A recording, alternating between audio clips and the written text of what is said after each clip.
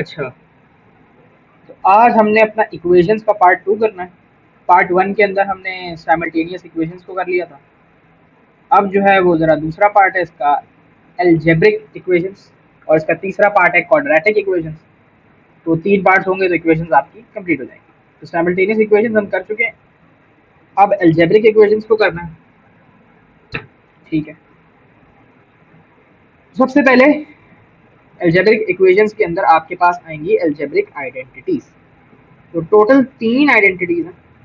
ठीक है, और इनको बारी बारी समझते हैं।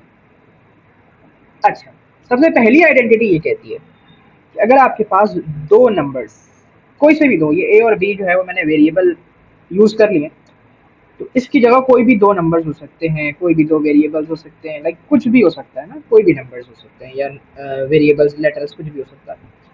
तो अगर कोई भी दो नंबर्स आपस में ऐड हो रहे हैं और उनके ऊपर ब्रैकेट होल स्क्वायर लगा हुआ है, यानी कि पूरे पे ब्रैकेट होके होल स्क्वायर, तो आप इसको इस तरह नहीं लिख सकते कि अगर a plus B whole square हो रहा है और आपने लिख दिया A square plus B square, तो ये चीज बिल्कुल गलत है, इनकरेक्ट है।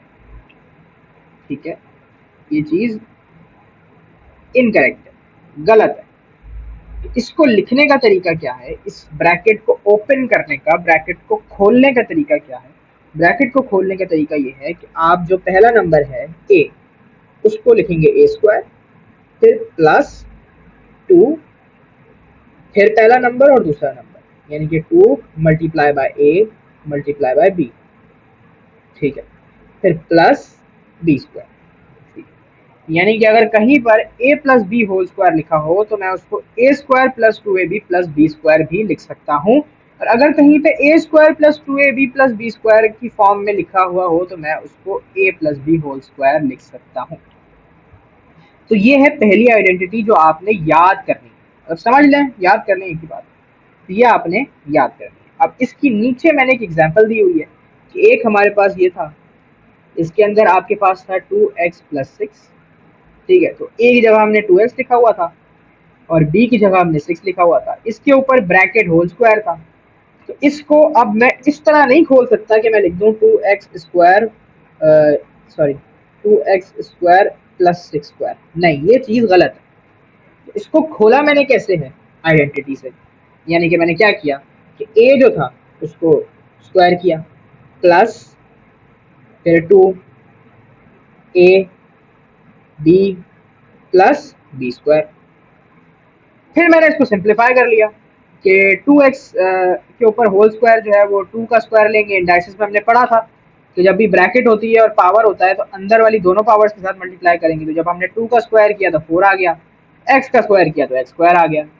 फिर इसी तरह 2 2 जार 4, 4 6 जार 24, तो ये 24 हो गया, और x जो है वो यहाँ पर इसके साथ आ गया। 6 का स्क्वायर बहरहाल 36 होता है, आपको पता है। तो ये हमारे पास जो है वो फाइनल इसकी एक्सपेंशन आ गई बेसिकली। तो ये आइडेंटिटी को यूज करने का तरीका था, पहली आइडेंटिटी।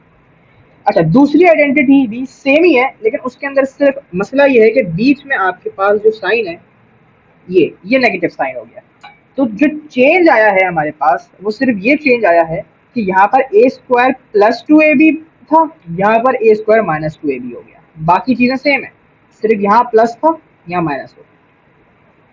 क्योंकि ब्रैकेट के अंदर जो साइन था वो यहाँ पर पॉजिटिव था तो मैंने यहाँ पर पॉजिटिव लिया, यहाँ पर नेगेटिव है तो यहाँ पर भी मैं नेगेटिव लूंगा। तो ये दूसरी आइडेंटिटी है, ये भी आपने याद करनी है, और मैंने सेम ही एग्जाम्पल को नीचे कॉपी किया है और फिर वही काम किया है कि ये ए और ये बी। ठीक है, ये ए और बी इस तरह से मैंने लिख दिए। अच्छा, अब यहाँ पर बी में ख्याल ये रखना है कि ये क्योंकि -6 लिखा है ना, तो आपने यहाँ पर इसको -6 नहीं लिखना, यहाँ पर आपने 6 लिखना है इसको। ये जो आपके पास साइन है ना, ये वाला साइन, ये तो यहाँ पर आ गया, तब इसको दोबारा यहाँ पर नहीं लिखेंगे या दोबारा यहाँ पर भी यूज इसको नहीं करेंगे। ठीक है, हाँ, बहरहाल, और इसके आगे जो इनकरेक्ट काम है वो किया है मैंने कि आपके पास a माइनस बी अगर होल स्क्वायर हो तो आप उसको A square minus B square नहीं लिख सकते, ये गलत हो जाएगा। तो आपने इसको इस तरह से ओपन करना है, ये दूसरी आइडेंटिटी है। तो यानी कि अगर कहीं पर मेरे पास इस फॉर्म में लिखा होगा तो मैं इस फॉर्म में लिख दूंगा, इस फॉर्म में लिखा हुआ, इसको खोलने को कहा गया है इस फॉर्म में लिख दूंगा। तीसरी आइडेंटिटी, तीसरी आइडेंटिटी ये है कि आपके पास ए स्क्वायर माइनस बी स्क्वायर, अब यहाँ पर ब्रैकेट नहीं है, यहाँ पर ए के ऊपर अलग से स्क्वायर लगा हुआ है, बी के ऊपर अलग से स्क्वायर लगा हुआ है और आपस में दोनों नंबर्स हो रहे हैं माइनस। ठीक है, तो उसको लिखने का तरीका ये है कि मैं ए माइनस बी ब्रैकेट प्लस ए प्लस बी ब्रैकेट, इस तरह से इसको लिख सकता हूँ इस फॉर्म में। ये तीसरी आइडेंटिटी है, ये भी याद करनी है, तीन आइडेंटिटीज हैं, याद करनी है, बड़ा आसान। इसके नीचे मैंने इसकी एक एग्जांपल यहाँ पर दी है कि एक्स स्क्वायर माइनस 4 हो रहा था। अब मुझे क्या चाहिए थे, मुझे चाहिए थे दो नंबर्स जो कि परफेक्ट स्क्वायर हो। तो मैंने क्या करा, 4 को उसके स्क्वायर में कन्वर्ट कर दिया, एज यहाँ पर लिखा है as 4 is equal to 2 square. तो मैं चाहे 4 लिखूं चाहे 2 स्क्वायर लिखूं, बात तो एक ही है। तो इस वजह से मैंने 4 को रिप्लेस कर दिया 2 स्क्वायर से। अब मेरे पास जो ये चीज थी ना, वो ये बन गई, है तो दोनों बराबर ही। तो अब मेरे पास ये जो था ना, ये इस फॉर्म में हो गया। तो अब मैं इसको इस फॉर्म के अंदर लिख सकता हूँ, ब्रैकेट वाली फॉर्म में। इस फॉर्म को तो ब्रैकेट में मैं नहीं लिख सकता, हाँ, लेकिन ये जो स्क्वायर वाली फॉर्म है इसको मैं लिख सकता हूँ। दो परफेक्ट स्क्वायर्स है ना हमारे पास। तो बहरहाल ये तीसरी आइडेंटिटी थी। तो इनका यूज कैसे, अच्छा अब ये मैंने आगे इसका गलत वाला मामला लिखा है कि अगर आपके पास ए स्क्वायर माइनस बी स्क्वायर है तो आप इसको ए माइनस बी होल स्क्वायर नहीं लिख सकते, ये गलत हो जाएगा। सही है, आगे तो यहाँ तक बहरहाल ये तीन आइडेंटिटीज का काम हो गया। और ये इंडाइसिस में हमने पढ़ा था, लॉज ऑफ इंडाइसिस के अंदर के यहाँ पर आप ये कर सकते हैं कि अगर दो ए और बी आपस में मल्टीप्लाई हो रहे हैं तो इस पर आप अलग अलग स्क्वायर लगा दें, खैर वाली बात है। इसी तरह से डिवाइड हो रहे हैं तो इसके अंदर आप अलग अलग स्क्वायर लगा सकते हैं, ये बिल्कुल ठीक है। तो ये चीज़ जो है वो आपके पास ठीक है। ये वाले जो ऊपर जो तीन हमने काम किए ना, ये ऊपर जो हमने ये तीन काम किए, ये तीन काम गलत है, ये चीज़ ठीक है इंडाइसिस। तो बहरहाल ये आइडेंटिटीज हो गई अलजेब्रिक, इनका यूज कैसे है वो आगे बताऊंगा। अब मैं आपको सिखा रहा हूँ कॉमन निकालना, कि दो टर्म्स तीन टर्म्स होती हैं उनमें से कॉमन कैसे निकालते हैं। ठीक है, कॉमन निकालने के लिए आपने सिर्फ इतना करना है कि आपने सिर्फ ये देखना है कि दोनों के अंदर कॉमन फैक्टर क्या है, यानी कि ऐसा नंबर जिसके टेबल में वो दोनों नंबर्स आते हैं। तो फैक्टर यही होता था ना कि किसी चीज का फैक्टर निकालने को का मतलब यही होता था कि भाई ये नंबर जिस जिस नंबर्स के टेबल में आता है वो इसके फैक्टर्स होंगे। तो यहाँ पर मेरे पास एक सवाल था 4a स्क्वायर माइनस 16। अब मुझे कोई ऐसा नंबर चाहिए जिसके टेबल में 4 भी मिल जाए और 16 भी मिल जाए, तो वो नंबर 4 ही हो सकता था। तो डिवाइड बाय कॉमन फैक्टर यानी कि दोनों का जो सेम कॉमन फैक्टर है वो 4 है, यानी कि 4 ही एक ऐसा नंबर है जिसके टेबल में दोनों आते हैं। वैसे तो 2 भी है, लेकिन हमने हाईएस्ट कॉमन फैक्टर चाहिए यहाँ पर। हाँ, ये लिख देता हूँ HCF, हाईएस्ट कॉमन फैक्टर, खाली कॉमन फैक्टर नहीं, divide by HCF is highest common factor. Highest common factor, highest common factor चाहिए HCF। तो अब हाईएस्ट कॉमन फैक्टर जो था हमारे पास वो 4 था, क्योंकि 4 ही ऐसा हाईएस्ट नंबर है जिसके टेबल में 4 और 16 दोनों आते हैं। तो मैंने दोनों टर्म्स को 4 से डिवाइड कर दिया। तो जब मैंने डिवाइड किया तो मेरे पास ये 4 और ये 4 कैंसिल हो गए, ए स्क्वायर बचा। यहाँ पर ये 4 1 जार और ये 4 4 जार हो गया, तो यहाँ पर ये 4 बचा माइनस साइन। अच्छा, फिर मैंने ये करना है कि ये जो सिंप्लीफाइड फॉर्म है इस पर ब्रैकेट लगा के जो HCF था उसको बाहर लिख देना। ठीक है, इस तरह से ये हो गया आपके पास फैक्टराइजेशन। तो इस तरह से बेसिकली अगर आपको कहा जाए कि भाई इसमें से मुझे कॉमन निकाल के दो, तो आप इस तरह से कॉमन निकाल के बाहर लिख देते हैं और उस कॉमन से इन दोनों को डिवाइड कर देते हैं। सेम एक और एग्जांपल 2x माइनस 6y था। अब एक ऐसा नंबर चाहिए था जिसके टेबल में 2 भी आता हो और 6 भी आता हो। ठीक है, दोनों का यानी कि 2 और 6 का बेसिकली हमें HCF चाहिए था, हाईएस्ट कॉमन फैक्टर। उसको निकालने का एक तरीका ये भी है कि हम इस तरह से करते थे बचपन में कि अब ये देखेंगे हम कि 2 और 6 एक साथ किस टेबल में आते हैं, भाई 2 के टेबल में आते हैं। तो 2 1 जार होता है 2 और 2 3 जार होता है 6। अब ये है कि 1 और 3 एक साथ तो किसी टेबल में आते नहीं है सिवाय 1 के, तो फिर हम यहीं पर रुक जाते थे। तो 2 हमारे पास पता चल जाता था कि फैक्टर। खैर, तो मैंने क्या किया, यहाँ पर HCF से दोनों को डिवाइड किया, तो ये 2 और ये 2 आपस में कैंसिल हो गए, मेरे पास x बचा। ये 2 1 जार हो गया और ये 6 3 जार हो गया, तो यहाँ पर मेरे पास 3y बच गया। जो HCF था हाईएस्ट कॉमन फैक्टर, उसको मैंने बाहर लिख दिया और इस पे लगा दिया ब्रैकेट। तो ये था कॉमन निकालने का तरीका। अभी मैंने कोई सवाल नहीं कराया, अभी मैं सिर्फ तरीके समझा रहा हूँ। अभी मैंने आपको सिर्फ आइडेंटिटीज का इस्तेमाल बताया है, कॉमन निकालना बताया है, अभी कुछ भी सवाल नहीं किए हमने, तो टेंशन लेने की जरूरत नहीं। अच्छा, अब साइंस के बारे में बात कर लेते हैं कि जब दो साइंस आपस में डिवाइड या मल्टीप्लाई होंगे तो उनका क्या सीन है। देखिए, जब भी एक प्लस और दूसरा प्लस आपस में मल्टीप्लाई हुआ, बेसिकली प्लस प्लस तो कभी मल्टीप्लाई नहीं होते, नंबर्स होते हैं कि जैसे कि +3 और +3, +3 +7, इस तरह से। तो क्या आंसर आएगा, तो आपके पास आंसर हमेशा पॉजिटिव आएगा, तो यानी कि plus multiply by plus is plus. इसी तरह से माइनस मल्टीप्लाई बाय माइनस, यानी कि अगर दो नेगेटिव नंबर आपस में मल्टीप्लाई होंगे तो -2 multiply by -2, -2 multiply bye -1, -1000, -1000, -1000 multiply by -99, तो वो आपके पास आंसर जो है हमेशा पॉजिटिव में आएगा। तो minus multiply by minus is plus.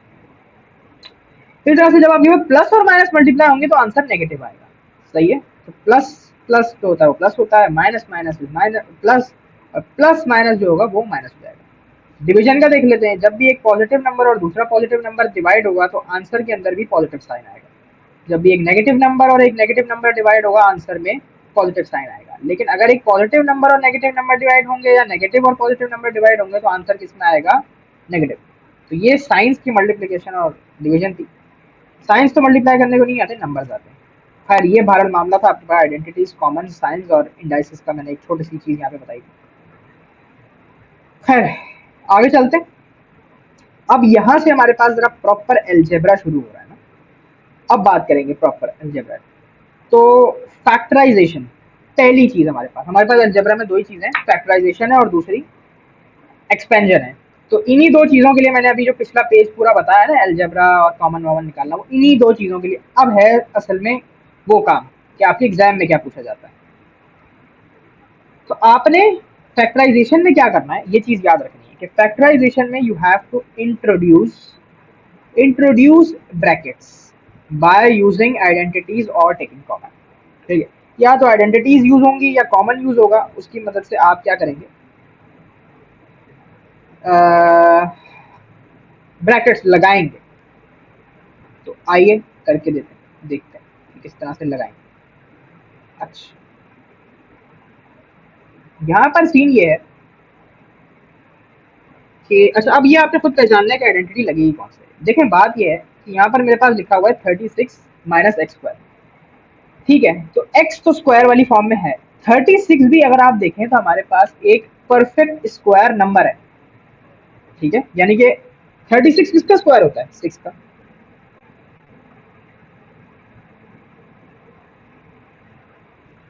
तो अब अगर मैं 6 स्क्वायर लिखूं या 36 लिखूं, बात तो एक ही है ना, क्योंकि आपके पास जो 6 स्क्वायर होता है, 6 स्क्वायर होता है वो 36 के बराबर होता है ना। ठीक है, 6 मल्टीप्लाई बाय 6 इज 36। तो अब मैं 6 स्क्वायर लिखूं या 36 लिखूं, बात तो एक ही।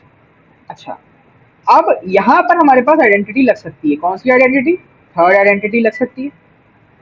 ये रही, इस फॉर्म में आ गया अब मेरे पास ए स्क्वायर माइनस बी स्क्वायर की फॉर्म में। तो अब मैं इसको थर्ड आइडेंटिटी लगा के सॉल्व कर सकता हूँ। ठीक है, ब्रैकेट से इंट्रोड्यूस ही तो कराने थे मैंने खाली।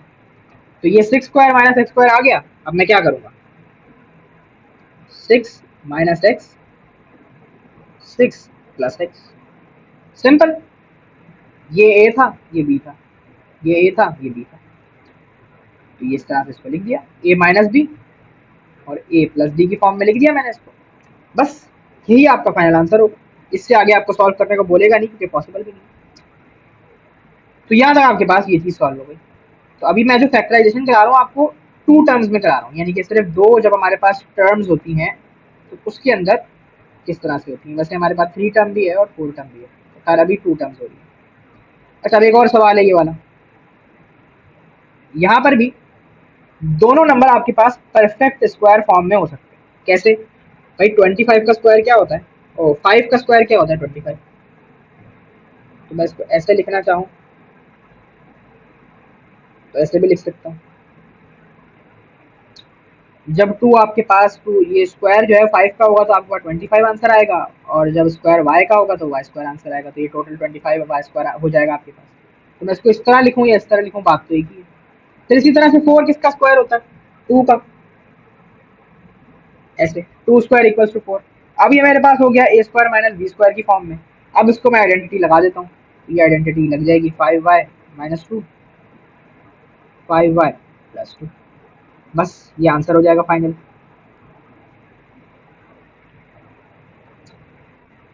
अच्छा, ये मैंने क्या कर दिया, इसको ज़्यादा नीचे कर दिया। तो कर लिया आपने। इसको भाई यहीं तक काफ़ी।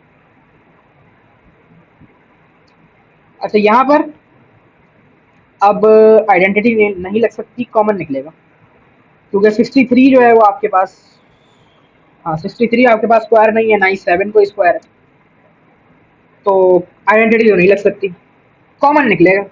कॉमन कैसे निकलेगा भैया, आप देखें अगर, तो एच सी एफ निकाल लें 63 और 7 का। ठीक है, तो 7 और 63 का एच सी एफ निकालने का तरीका ये है जो आपने बचपन में पढ़ा है, ये वाला।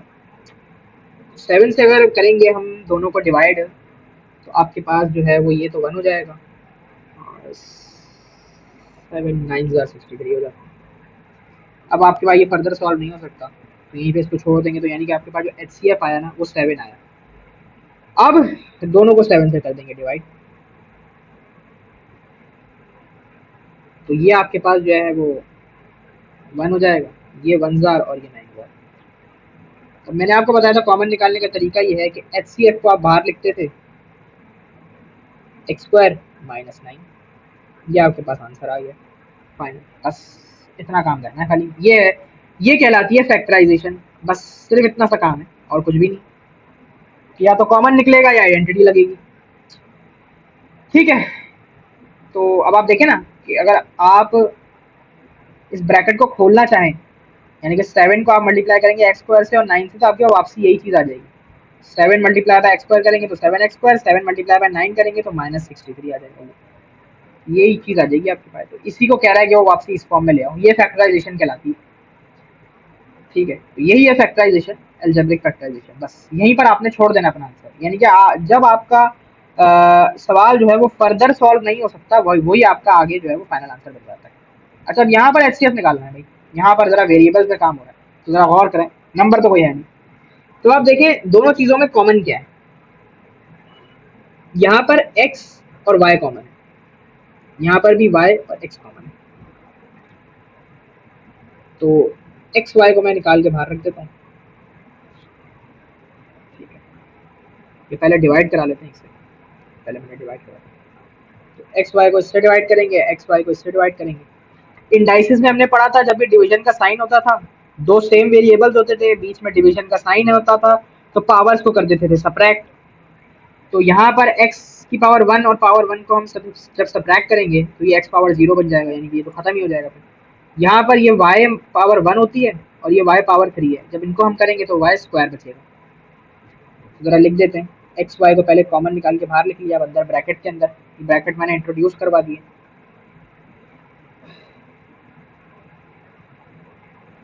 यहाँ पर आपके पास बचेगा वाई स्क्वायर माइनस, दूसरी जगह पे आपके पास बचेगा एक्स स्क्वायर।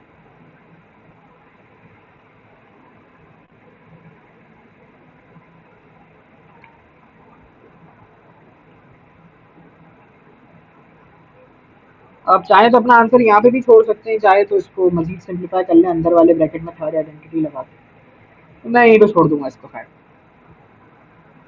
तो ये आपके पास इस तरह से फैक्टराइजेशन आ गई, सही है। तो ये थी टू टर्म्स के अंदर। अब हम पढ़ेंगे थ्री टर्म्स के अंदर फैक्टराइजेशन। जब भी हम कभी भी थ्री टर्म्स में फैक्टराइजेशन करेंगे ना, तो हमारे पास एक मेथड होगा, उसका नाम होता है मिडल टर्म ब्रेक, यानी कि बीच वाली टर्म को तोड़ दो। ठीक है, कैसे तोड़ना है, अब ये तरीका हमने सीखना है। ठीक है, सबसे पहला काम क्या करना है, सबसे पहला काम ये है कि फर्स्ट टर्म के कोफिशिएंट को यहाँ पर उसका कोफिशिएंट कुछ भी नहीं है तो इसका मतलब 1 ही है। तो इसको फर्स्ट टर्म का जो कोफिशिएंट है 1, इसको आप ले जाकर मल्टीप्लाई कर देंगे लास्ट टर्म के साथ। ठीक है, इनको आपस में आप मल्टीप्लाई करेंगे। तो फर्स्ट टर्म को लास्ट टर्म से मल्टीप्लाई करेंगे, आंसर क्या आएगा? 12 आएगा। तो आंसर आएगा 12। अब 12 के फैक्टर लिखने। फैक्टर का मतलब ये होता है कि आप 12 जो है वो किन दो नंबर्स को मल्टीप्लाई करके बनता है। तो 1 और 12 को छोटे से शुरू करेंगे। 1 और 12 को मल्टीप्लाई करके 12 बनेगा। 2 6 जार भी 12 होता है, 3 4 जार भी 12 होता है। आगे तो फिर वही आ जाएगा 6 2 जार और 4 3 जार, तो खैर यहीं पे रुक जाएंगे, इतना ही होता है। अच्छा, अब आपने ये देखना है कि कौन सा ऐसा पेयर है, ये जो फैक्टर्स है ना, इनमें से कौन सा ऐसा पेयर है, यानी कि दो नंबर जिनको प्लस या माइनस करके बीच वाली टर्म बन जाए। समझ आ रही बात? सबसे पहला काम, फर्स्ट टर्म के कोफिशिएंट को, ये जो फर्स्ट टर्म है, ये सेकंड टर्म है, ये थर्ड टर्म है, तीन टर्म्स है।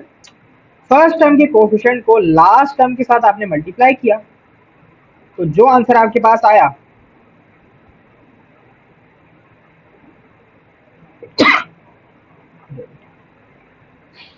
तो जो आंसर आपके पास आया आपने उसके फैक्टर्स लिख लिए, ऐसे करके ये टी टाइप बना के ना फैक्टर्स लिख लिए। अब आपने ये देखना है कि कौन से दो नंबर्स हैं जिनको प्लस या माइनस करके, प्लस या माइनस करके, इन दो पेयर्स को प्लस या माइनस करके बीच वाली टर्म बन रही है। तो 1 और 12 को अगर प्लस करेंगे तो 13 बनेगा, माइनस करेंगे तो 11, तो ये तो मतलब नहीं हो सकता।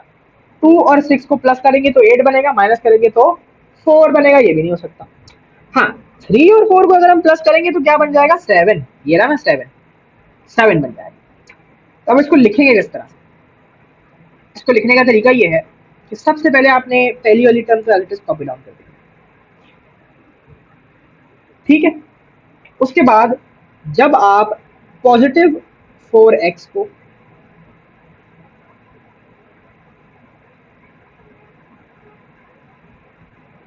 हाँ पॉजिटिव 4x को प्लस करेंगे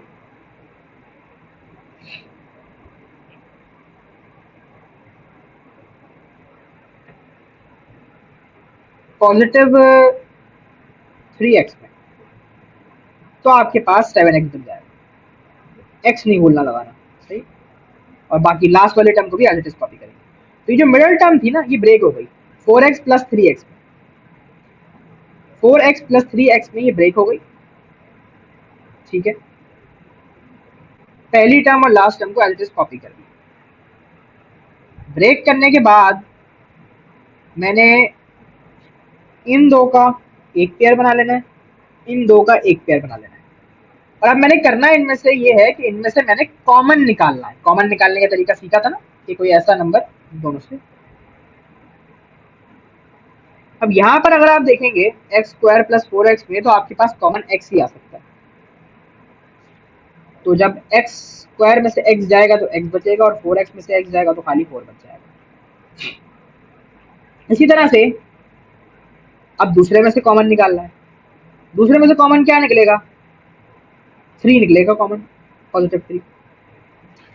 तो 3x में से जब 3 चला जाएगा तो x बचेगा, और 12 में से जब 3 चला जाएगा तो 4 बचेगा। अब आपने ये देखा कि जब आपके पास ये दोनों ब्रैकेट सेम हो गए ना, मतलब आपने बिल्कुल सही काम किया। सही, दोनों ब्रैकेट्स के अंदर का मामला सेम होगा, बिल्कुल सेम। तो यानी कि आप सही कर रहे हैं। ये तरीका है चेक करने का। अच्छा, अब आप क्या करेंगे कि इन दो नंबर्स को एक साथ लिखेंगे और इस ब्रैकेट को एक बार लिख देंगे खाली। यानी कि मैंने x प्लस 3 लिखा और x प्लस 4 लिखा। यही मेरा क्या होगा? Final answer. तो ये फैक्टराइजेशन हमने की है 3 टर्म्स के अंदर। किसी को अगर नहीं समझ आया तो मैं एक और एग्जांपल कर रहा हूँ, और आगे 2 एग्जांपल्स और देंगे, तो 4 एग्जांपल्स हो गए। अब इस एग्जांपल में अगर वो समझे, अगर थोड़ा और बेहतर समझ आ जाएगा तरीके से। सबसे पहला काम क्या करना था? पहली टर्म इसके साथ तो कुछ भी नहीं है, तो मतलब 1 ही है। इसको मल्टीप्लाई करेंगे लास्ट टर्म के साथ,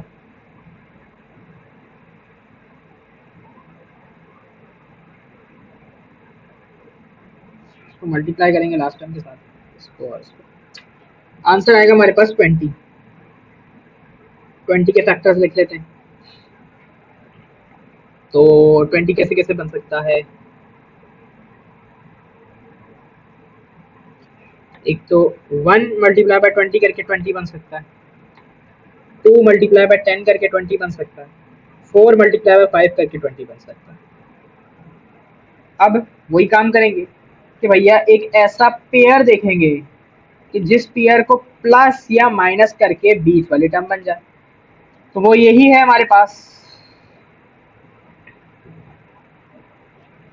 तो वो वाली टर्म हमारे पास ये है कि जब हम 2 और 10 को आपस में माइनस करेंगे तो हमारे पास 8 बन जाएगा। पहली टर्म को एज इट इज कॉपी किया। जब मैं पॉजिटिव 10x में से, इस साइंस का बहुत ख्याल रखना है, पॉजिटिव 10x में से -2x करूंगा तो मेरे पास, सॉरी -8x है ना, हाँ साइंस का ख्याल रखना, मैंने खुद नहीं रखा ख्याल। अच्छा, जब मैं -10x में +2x करूंगा तो मेरे पास क्या बन जाएगा, -8 बन जाएगा। अच्छा, तो यहां तक मामला हो गए। अब पहले दो का एक पेयर, दूसरे दो का एक पेयर, और अब हर पेयर में से एक कॉमन निकालेंगे। तो यहाँ से कॉमन आ जाएगा x, तो x स्क्वायर में से x जाएगा तो x बचेगा, और -10x में से x जाएगा तो -10 बचेगा। यहाँ पर भी हम कॉमन लेंगे दूसरे पेयर में, तो यहाँ पर तो कॉमन हम 2 को लेंगे, क्योंकि 2 ही आ सकता है दोनों में, तो पॉजिटिव 2 हो गया। अब यहाँ पर x में से जब 2 जाएगा तो x बच जाएगा, और -20 में से 2 जाएगा तो -10 बच जाएगा। अब देखें ब्रैकेट सेम हो गए, मतलब हम सही जा रहे थे। अब जो सेम वाला ब्रैकेट है उसको एक बार लिख देंगे, और दूसरा ब्रैकेट कैसे बनाएंगे कि x प्लस जो आपने इन दो नंबर्स को कंबाइन करके लिख दिया। तो ये होती है मिडल टर्म ब्रेकिंग। अच्छा, अब एक इंपॉर्टेंट चीज कि if the first number of any bracket is negative always take the minus sign common. क्या मतलब हुआ, समझते हैं। तो फिर से वही काम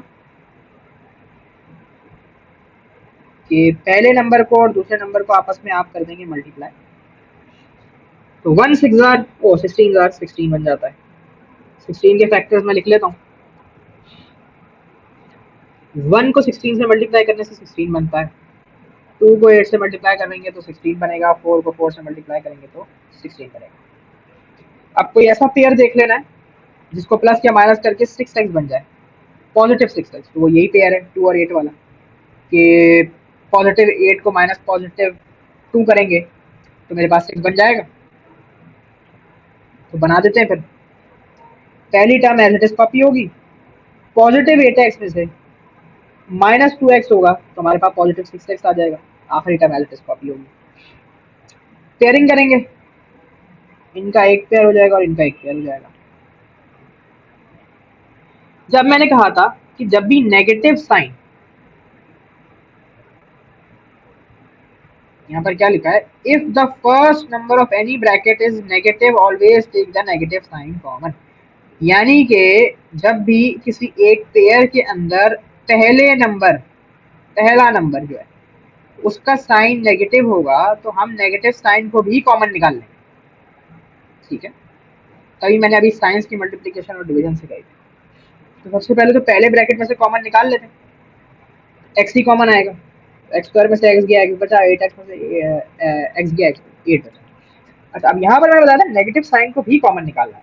तो जब आप नेगेटिव साइन को निकालेंगे कॉमन और उसके साथ नंबर भी निकालेंगे, खाली नेगेटिव साइन तो नहीं, तो -2 कॉमन आ जाएगा। तो अंदर आपके पास जब -2x में से -2 चला जाएगा ना तो x बचेगा, और -16 में से -2 चला जाएगा ना तो +8 बचेगा, -8 नहीं बचेगा, क्योंकि माइनस साइन तो आपने निकाल दिया बाहर।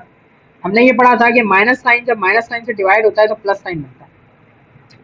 कॉमन निकालने का मतलब यही होता था कि कॉमन निकाल के दोनों टर्म से डिवाइड करते थे।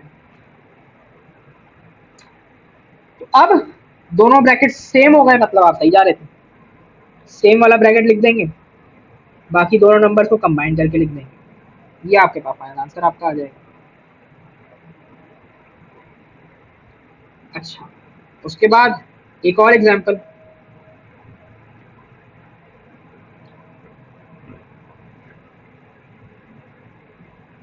तो इसको और इसको आपस में करेंगे मल्टीप्लाई, क्या आंसर आएगा? 24 आएगा। फैक्टर्स लिख लेते हैं। 1 को 24 से मल्टीप्लाई करेंगे तो 24 बन जाएगा, 2 को 12 से करेंगे तो 24 बन जाएगा, 3 को 8 से करेंगे तो 24 आ सकता है, और 4 मल्टीप्लाई 6 भी 24 बन सकता है। 4 6 8। अच्छा, अब एक ऐसा पेयर देख लेना है जिसको प्लस या माइनस करके -14 बने, तो वो ये पेयर हमारे पास ये वाला। कैसे करते? पहली टर्म एज इट इज आ गई। अब जब हम -12x में से -2x करेंगे तो -14x आ जाएगा। सही है। +24 पेयरिंग कर लेंगे, इन दो का एक पेयर, इन दो का एक पेयर। पहले पेयर में से कॉमन निकालेंगे, x ही कॉमन आएगा, x -12। अच्छा, अब रूल क्या था कि if the first number of any bracket is negative always take the negative sign common. तो यहाँ पर देख लें, पहला नंबर जो है वो नेगेटिव में है -2, तो -2 को कॉमन निकालना है, माइनस को नहीं निकालना है, और पॉजिटिव को नहीं निकालना। तो यहाँ से -2 जब कॉमन निकालेंगे तो यहाँ पर बच जाएगा x, और ये अब नेगेटिव हो जाएगा, क्योंकि हमने पढ़ा था ना कि प्लस डिवाइड बाय नेगेटिव होता है, तो नेगेटिव आता है, कॉमन निकालने में पढ़ा। तो ये -12 हो जाएगा। ज़ाहिर है जब +24 डिवाइड होगा -2 से, तो आंसर आता है -12, ये प्लस माइनस हमारे पास -12। अब देखिए ब्रैकेट्स दोनों सेम होगा, अंदर वाले ये और ये सेम होगा। सही जा रहे थे, मतलब हम कॉमन ब्रैकेट को लिख लेंगे, फिर दोनों नंबर्स को मल्टीप्लाई करते हुए लिख लेंगे, ये आ गया फाइनल आंसर। तो ये आपके पास वही 3 टर्म्स के अंदर। अब 4 टर्म्स के अंदर फैक्टराइजेशन, ये भी फैक्टराइजेशन ही चल रही है, पहले सेकंड 2 टर्म्स में सीखी, फिर 3 टर्म्स में, और 4 टर्म्स में सीख रहे हैं, इससे ज्यादा नहीं आएगी। अच्छा, क्या करेंगे भाई, यहां पर लिखा हुआ है arrange and take common, arrange करके कॉमन निकालना है। इसका क्या मतलब हुआ समझते हैं। अरेंज एंड कॉमन का मतलब ये है कि हम ए वाली टर्म्स को एक तरफ कर दें और डी वाली टर्म्स को एक तरफ कर दें, जो कि पहले से हुई है। ठीक है, या आप ये भी कर सकते हैं कि एक्स वाली टर्म्स एक तरफ और डी वाली टर्म एक तरफ और वाई वाली टर्म एक तरफ। मैं इस तरह से करवा देता हूँ कि ए एक्स माइनस बी एक्स एक तरफ हो गया, प्लस ए वाई माइनस बी वाई एक तरफ कर दिया। अच्छा, अरेंज हो गया। कॉमन निकालने का तरीका यही था, हमारे पास जो 4 टर्म्स में इनकी पेयरिंग कर लें, जो सेम आ रहा है उसको निकाल दें बाहर। यहाँ पर ए एक्स और बी एक्स में एक्स कॉमन है, अंदर बचेगा ए माइनस बी। ए वाई और बी वाई में वाई कॉमन है, अंदर बचेगा ए माइनस बी। ब्रैकेट सिमिलर होगा, मतलब हम सही जा रहे हैं। कॉमन ब्रैकेट को सबसे पहले लिखते थे, फिर एक्स प्लस वाई, ये पॉजिटिव वाई है, ये आ गया फाइनल आंसर। ये हो गई 4 टर्म्स की फैक्टराइजेशन। इसी तरह से इसमें भी करेंगे कि मैं ये करता हूँ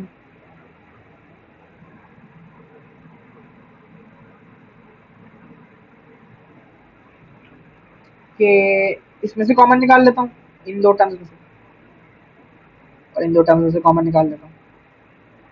यहाँ पर मुझे कॉमन नजर आ रहा है, वो है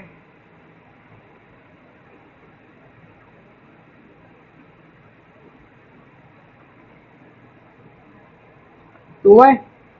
हाँ 2y, तो 2y टी में से जब 2y चला जाएगा तो टी बच जाएगा, और फिर ये -4s।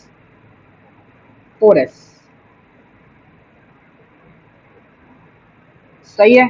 ज़ाहिर है जब हमने 8y(s) डिवाइड बाय 2y किया तो ये y और y कैंसिल हो जाएंगे, और 2 1 और ये 4 जा, तो ये 4y(s) बच जाएगा ना हमारे पास, ओ 4s बच जाएगा, सॉरी 4s बच जाएगा ना, इस तरह से हुआ। आगे अगले वाले में से z कॉमन आएगा, नेगेटिव z। मैंने कहा था जब पहला नंबर जो है वो ये पहला नंबर ये नेगेटिव होता है, तो हम नेगेटिव साइन को भी कॉमन ले लेते हैं। तो नेगेटिव z कॉमन आ जाएगा, तो अंदर बच जाएगा t -4s, +4s नहीं बचेगा। तो ब्रैकेट सेम होगा, मतलब हम सही जा रहे थे। अब लिख देंगे इसको सिंप्लीफाई करके, ये आपके पास फाइनल आपका आंसर हो जाएगा। तो ये फोर टर्म्स की middle term, sorry four terms की फैक्टराइजेशन हो। तो हमने अभी तक अलजेब्रिक आइडेंटिटीज को पढ़ लिया है, कॉमन निकालना सीख लिया है, साइंस की मल्टीप्लिकेशन डिवीजन को सीख लिया है, factorization two terms, three terms और फोर टर्म्स में भी सीख लिया। ठीक है,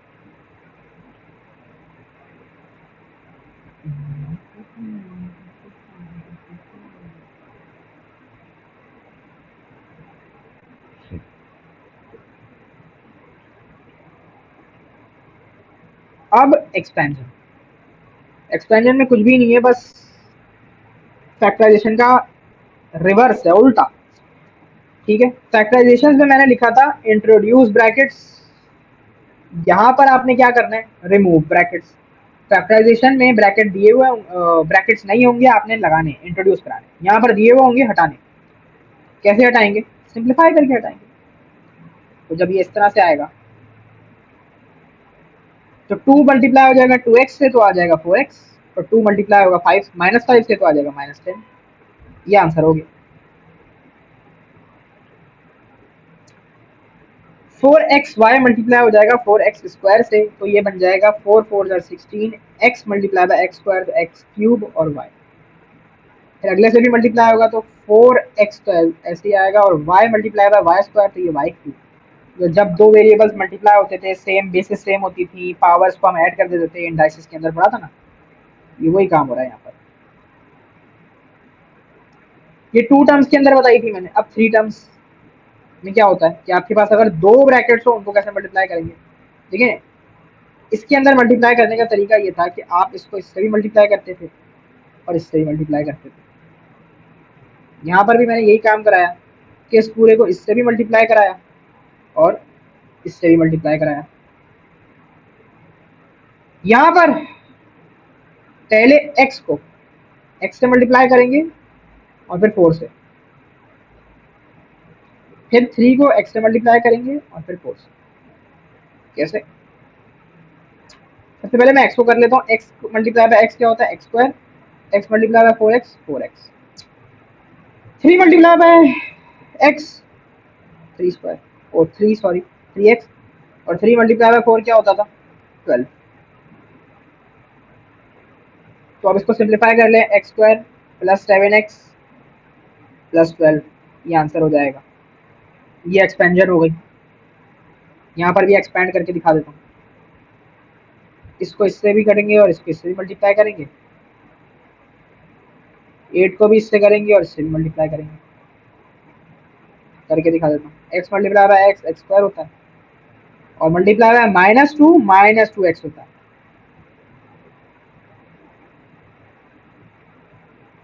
eight multiply by X 8x, multiply by -2 is -6। तो ये आपके पास हो जाएगा -2 प्लस 8 होता है +6x -16। ये फाइनल आंसर हो जाएगा। ये थ्री टर्म्स के अंदर हो गई। ये थ्री टर्म्स भी हो गई। अब फोर टर्म्स, वही है, ब्रैकेट है, तो वही तरीका तो वही है खैर, कि ए को मल्टीप्लाई करेंगे इससे, फिर इससे, बी को मल्टीप्लाई करेंगे इससे, और फिर इससे। तो ए मल्टीप्लाई बाय एक्स हो जाएगा ए एक्स प्लस ए वाई, माइनस बी को मल्टीप्लाई करेंगे -bx -by। यही फाइनल आंसर है। तो इधर भी यही करेंगे। 3t को x से करेंगे, 3tx, 3t को फिर x से किया पहले, अब 5 से कर रहा हूँ। ये हो जाएगा 3 5 15 टी वाई, -2 एस को करेंगे, -2 एस एक्स हो जाएगा। इसको अभी इससे किया है, और इससे कर देता हूँ, फिर -10 एस वाई हो जाएगा। तो ये आपके पास फोर टर्म्स के अंदर होगी। अब ये मजीद जो है वो सिंप्लीफाई नहीं हो सकता, तो यही आपके जो है वो फाइनल आंसर हो जाएंगे।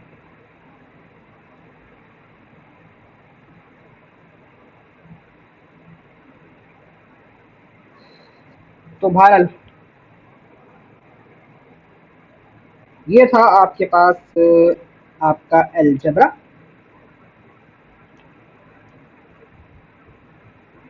और बस यहाँ पर खत्म हो गया अलजेब्रा। पास्ट पेपर्स में इसके इसलिए नहीं करवा रहा कि ये जो मैंने करवाए हैं ना, यही पास्ट पेपर में से ही निकाले हुए मैंने, तो आप इसी तरह के सवाल आते हैं यही आप कर लेंगे शायद। तो बहरहाल ये था अलजेब्रिक इक्वेशंस। सबसे पहले अलजेब्रिक आइडेंटिटीज, तीन आइडेंटिटीज हैं, ये तीनों आपने याद करनी है। फिर कॉमन निकालना सीखा हमने, फिर साइंस की मल्टीप्लिकेशन सीखी, फैक्टराइजेशन सीखी, दो टर्म्स में, तीन टर्म्स में और चार टर्म्स में। फैक्टराइजेशन के अंदर ब्रैकेट्स को इंट्रोड्यूस कराना पड़ता है आइडेंटिटीज या फिर कॉमन निकालते हुए। एक्सपेंशन के अंदर ब्रैकेट्स को रिमूव कर देते हैं सिंप्लीफाई करके। सिंप्लीफाई किस तरह करते हैं हमने सीख लिया, दो टर्म्स, तीन टर्म और चार टर्म्स। यहाँ पर खैर खत्म हुआ अलजेब्रिक इक्वेशंस। वीडियो को जरूर लाइक कर दीजिएगा, बाकी कमेंट में अपनी क्वेरीज भी पूछ लीजिएगा। अल्लाह हाफिज।